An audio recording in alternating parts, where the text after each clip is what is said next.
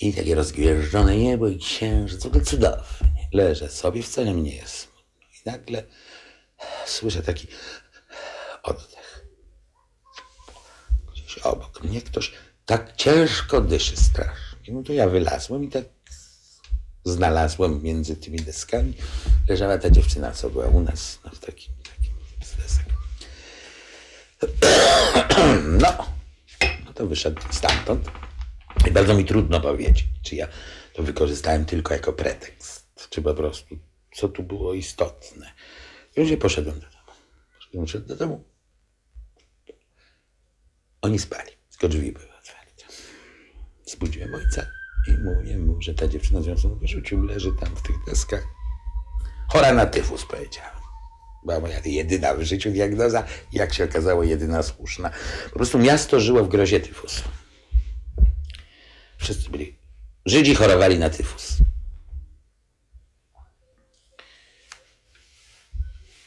To się wiąże z taką historią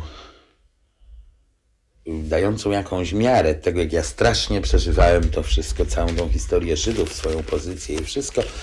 To poprzedniej zimy biegłem z domu rano i Żydzi z Janowa, z obozu janowskiego,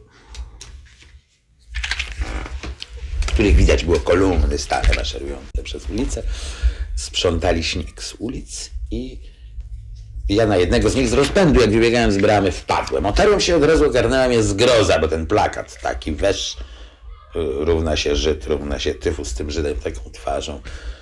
To niesłychanie sugestywny plakat. I strach przed tyfusem niesamowity. Wciąż jak sobie spróbuję przypomnieć getto, ja z ojcem do tego getta wielokrotnie wchodziłem, bo ojciec miał przepustkę do getta, bo tam robił jakieś roboty, które pracowników zatrudniał z getta. To zawsze mam takie, jakbym widział wszy. I się tak cofnąłem za drzwiami i równolegle uświadomiłem się, co ja robię, że ja się tu od człowieka odsuwam. W związku z tym przez całą tą, zadałem sobie pokutę i przez całą tą ulicę szedłem, ocierałem się o każdego pracującego. Dopiero na końcu ulicy nagle oprzytomniałem, że przecież co ja robię? Ja na żarty gówniarz tych, wiesz, zagłodzonych ludzi potrącam każdego przecież, że to moja pokuta spełnia zupełnie odwrotny skutek. No więc jak popatrzyłem na tą dziewczynę, to powiedziałem, tyfus. Wróciłem do domu i poszedłem, powiedziałem do ojcu, ojciec chodź prowadź. I tak spokojnie, zupełnie to. Ojciec mnie zawsze traktował jak dorosłego, zawsze. Zawsze byłem sam jeden, ich dwoje. I on zawsze tak rozmawiał ze mną jak z dorosłym. To czasami miało, czy mogło mieć niesłychane konsekwencje. Bo to jest ta historia z tą Kowalikową. Jakiś czas potem on przyszedł do mnie i powiedział, że ją rozwalili, tą Kowalikową. Może była niewinna, no ale ty wykonałeś taki numer, że zabiłeś babę. Nie było rady. Z tą taką mleczno-białą, seksową. No i poszliśmy tam i ojciec powiedział, wracaj do domu.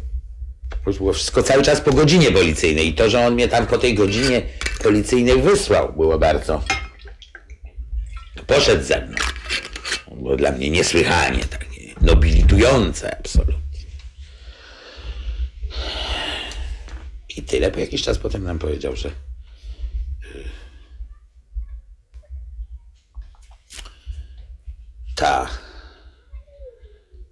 że mamy iść z mamą do szpitala, gdzie leży nasza krewna Zofia Czarnecka, chora na tyfus, po tyfusie.